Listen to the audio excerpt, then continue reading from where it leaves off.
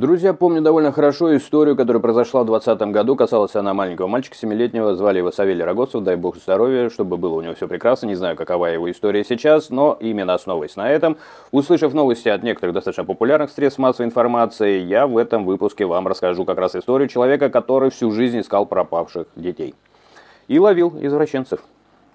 Не про Марцинкевича сейчас, а про другого человека, совершенно официального, облеченного властью. В 20-м он помог найти мальчика, того самого Савелия, насколько я понимаю. Дело в том, что многие СМИ не упоминают имя мальчика, а я просто дело-то помню, у меня сразу наложилось одно на другое. Это был Савелий Рогоцов, еще раз повторю. Но говорят в основном про опера Муровского, который сейчас под следствием. Вот я хочу рассказать то, что сейчас известно по его делу. Вообще там очень мало что известно, но вся хронология, что происходило, что о нем известно, о его делах, вот с этим и хочу вас немножко ознакомить, чтобы картина, насколько возможно, обрисовалась. Итак, в 20-м он помог найти мальчика, которого вся страна уже почти перестала надеяться увидеть живым. Это факт, я это помню. Его искали на тот момент уже где-то месяц. В таких случаях, как говорят, где-то через неделю уже поисковики высказывают. Я был на таких поисках. Начинают говорить, что ищем тело. А через месяц уже даже тело ищут не очень активно. То есть, как бы там и других поисков хватает. Вот, то есть уже люди такие ходят немножко унылые, честно говоря. Через несколько лет его самого посадили, вот этого человека, который помог его найти, по статье «Государственная измена» 275 УК. И поехали. Речь пойдет об оперативнике уголовного розыска Иване Семенихине. Кто такой Иван Семенихин? Давайте с ним знакомиться. Не любят начальство знакомить нас с настоящими оперативниками, кто делают эти дела. Увы, это такое немножко советское наследие, но немножко оно уже перекоробленное. Да даже в моей стране это делалось немножко иначе, и все равно каких-то вот хороших спецов они как-то пропечатывали в газетах. Сейчас только хвастаются наши, значит, там постучишься, и даже кто там не ответит. Так, образно выражаясь. Итак, поехали. Иван Семенихин, оперативник Главного управления уголовного розыска МВД России. Ни много ни мало, МВД бы таким гордиться, но что? Правильно, мы будем гордиться колокольцем. Это не, еще раз, так принято, да, они любят похвастаться, но настоящий оператор где-то в тени, а иногда их где-то за решеткой. Иногда даже в Лефортово. Это необычный райотдел, а фактически федеральный уровень, что-то вроде центрального МУРа. Он много лет занимался самыми тяжелыми делами. Серийные преступления, убийства, насилие, самое понятно какого характера, адского преступления против несовершеннолетних, поиск пропавших. То самое, что сейчас просто боль в стране, огромное количество пропавших, когда затрагиваешь одно какое-нибудь дело. Вот дело Влада Бахова я рассматривал, и там люди обращали внимание. Внимание приковано, и все смотрят, а там по Смоленской области пропавших, там, мама не горюй, страшное дело. В начале десятых он возглавлял отдел по серийным насильственным действиям и убийствам, соответственно. В 2013 году участвовал в поимке маньяка-душителя, который убивал с 1973 года. То есть опытный. На нем писал ведомственная газета МВД. То есть, понимаете, до публикации каких-то вот еще по инерции, те самые советские времена, естественно, доходило. Что эта работа достойна научных исследований. Представляете, что за человечище? В 2016 году Семенихин даже снимался в шоу НТВ «Экстрасенсы против детективов», как реальный сыщик. Отдельное направление его работы – извращенцы в отношении несовершеннолетних, и все это связано с детьми. Еще раз, у него специализация просто такая, в том числе в интернете и даркнете. Знакомство с американским агентом и совместная работа. Примерно с конца нулевых, начала десятых Иван наладил рабочие контакты с американским спецагентом Министерства внутренней безопасности США Грегом Сквайром. Сквайр специализировался на поиске также извращук, детских фотографий, понятно какого характера, преступлений против, соответственно, несовершеннолетних, в том числе в даркнете. Они познакомились по линии профессионального сотрудничества и много лет помогали друг другу. Сквайр делился информацией, которую находил в даркнете и зарубежных базах. Семенихин собирал улики и проводил работу уже в России. Наблюдение, задержание, допросы. Они встречались лично на полицейской конференции в Лионе, где находится штаб-квартира Интерпола. Сквайр вспоминает, что они быстро начали понимать друг друга, что называется, с полуслова.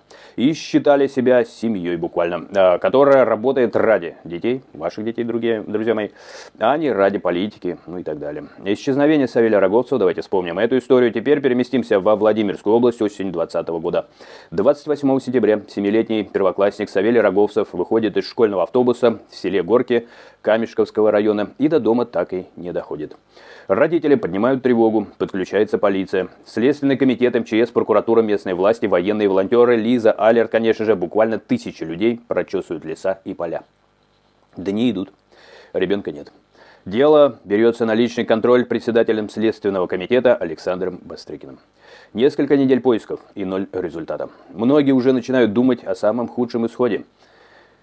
Даркнет, пользователь ЛБО и Интерпол. В этот момент за океаном Грег Сквайр наталкивается в Даркнете на очень тревожные сообщения. На одном из закрытых форумов пишет неизвестный под ником ЛБО. Он выкладывает фотографию испуганного светловолосого мальчика. Ребенок похож на мальчика из ориентировок на пропавшего во Владимирской области.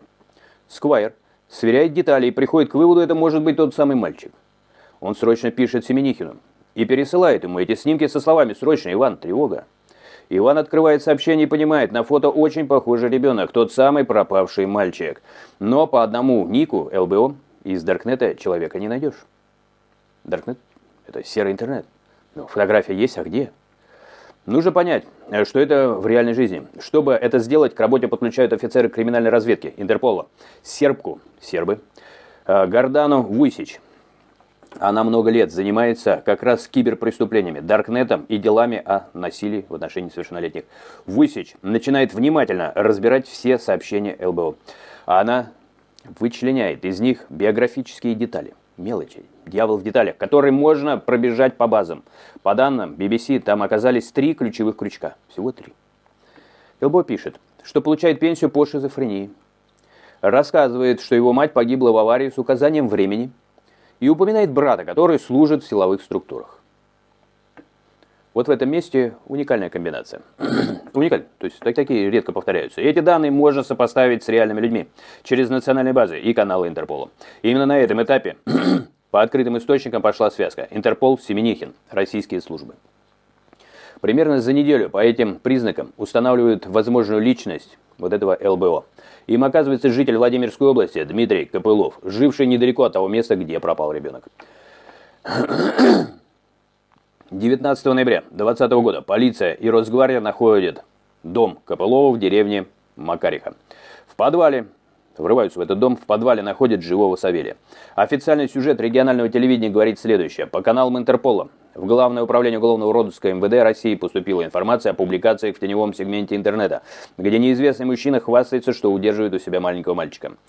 Вот тут я немножко от себя, друзья, добавлю. Очень это неактивно сообщали, и просто невозможно было словно отвертеться, что там и Соединенные Штаты, кстати говоря, я следил, смотрел, и даже на официальном ресурсе в Штатах было вывешено сообщение с очень уважительными речами в сторону Российской Федерации, их силовиков, вот этого сотрудничества, как коллегам, что они молодцы, вот вместе мы спасли вот этого мальчика. Со стороны России пытались заминать. То есть какая еще США там, понимаете ли? И там один, по-моему, или 2 репортажа мне тогда попалось, где все-таки сказали, что там Интерпол принимал в этом участие, то есть, ну вот как-то не хотели делить славу. Ну, такое сложилось впечатление, было это жутко неприятно, потому что это содружество Интерпола, в наших интересах. И это классно, когда там братья по оружию в каком-то смысле. Это не работники, это служащие, они служат, людям служат. Тем не менее, я со своей стороны посчитал это важным напомнить, но продолжим. Оперативники проверили эти сведения, и они подтвердились. Копылова задержали, ребенка освободили, передали родителям. Следствие установило, что Копылов заранее готовился к похищению, летом купил дом с подвалом и автомобиль, а 28 сентября подкараулил Савелия у пруда, заговорил с ним, насильно посадил в машину и увез в Макариху, где и удерживал до задержания. Таким образом, связка Сквайр, Интерпол, Вуйсич, Семенихин и российские силовики напрямую привели к спасению ребенка. Продолжение сотрудничества после 2020 года. После истории с Савелием сотрудничество Семенихина с иностранными коллегами не остановилось.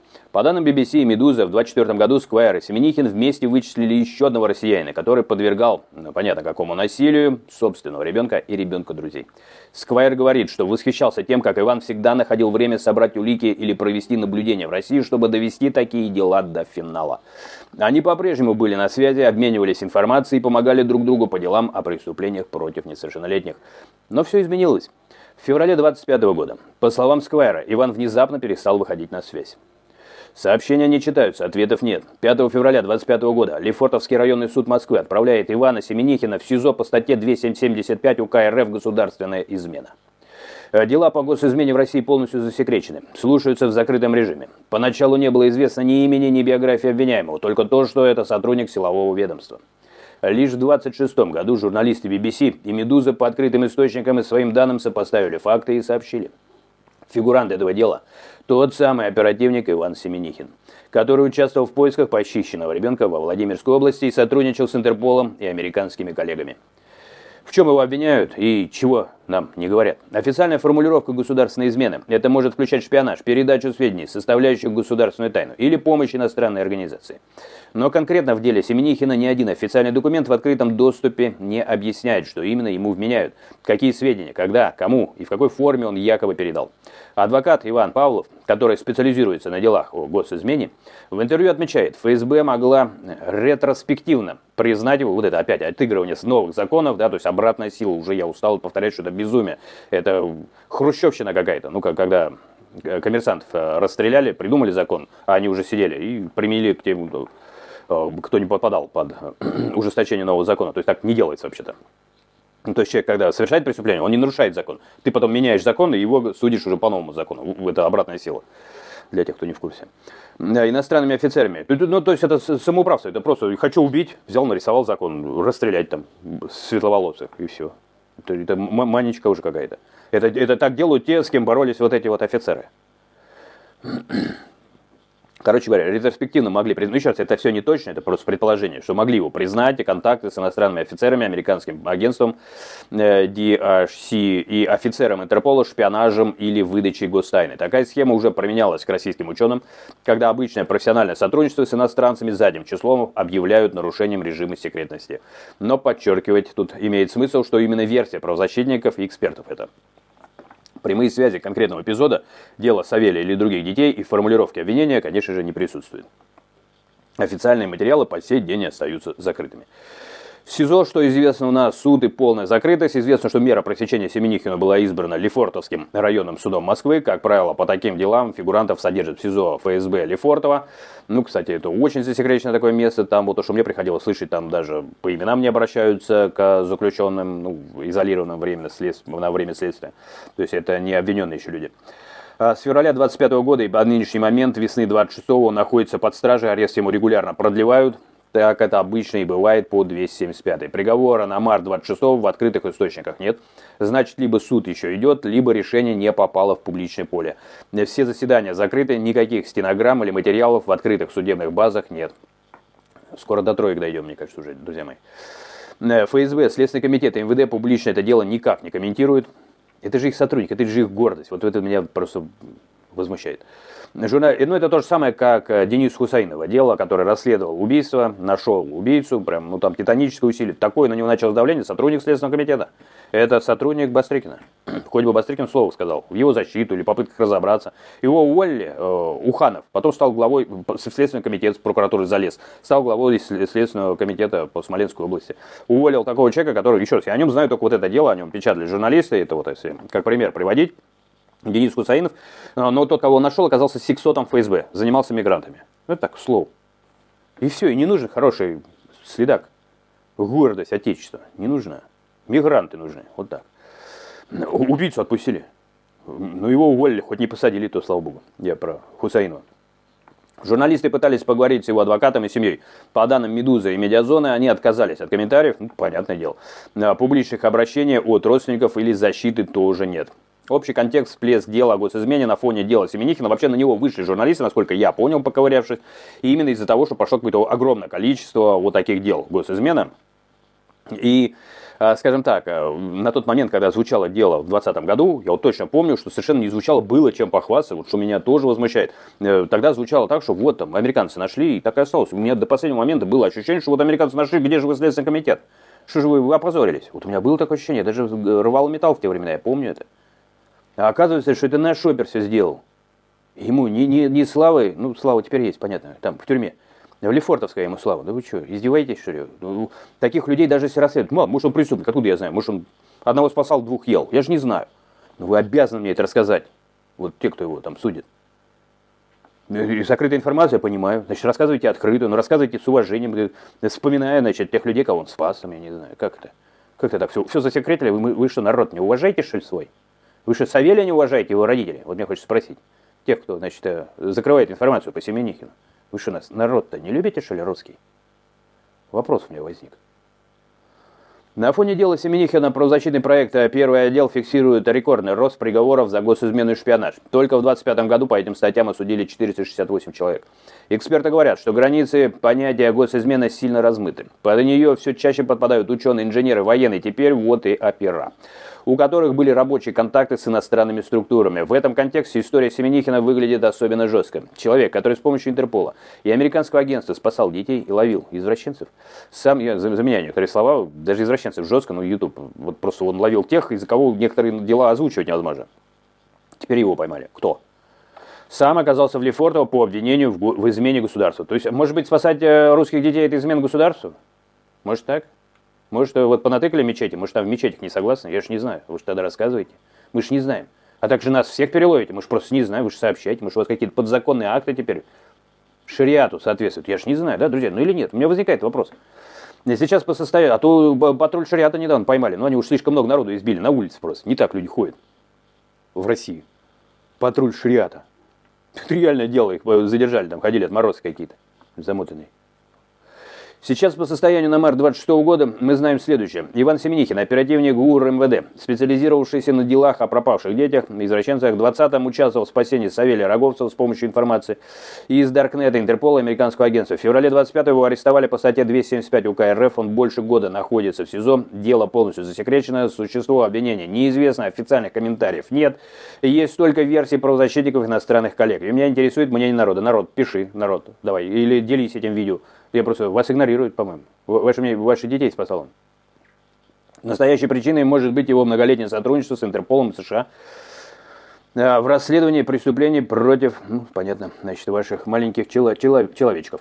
По поводу, наверное, вот один вопрос, не знаю, возник у вас или нет, но у меня возник, и поэтому я тоже так поинтересовался, поковырялся, спросил искусственный интеллект, а почему так, почему о нем не говорили в 2020 году? То есть он вообще не звучал совершенно, это не было известно. Такое ощущение, что прямо цель была дискредитировать силовые структуры Российской Федерации, потому что сам вот этот человек, это повод их как раз наоборот, значит, прославить. Это он добивался, оказывается, просто через своих коллег.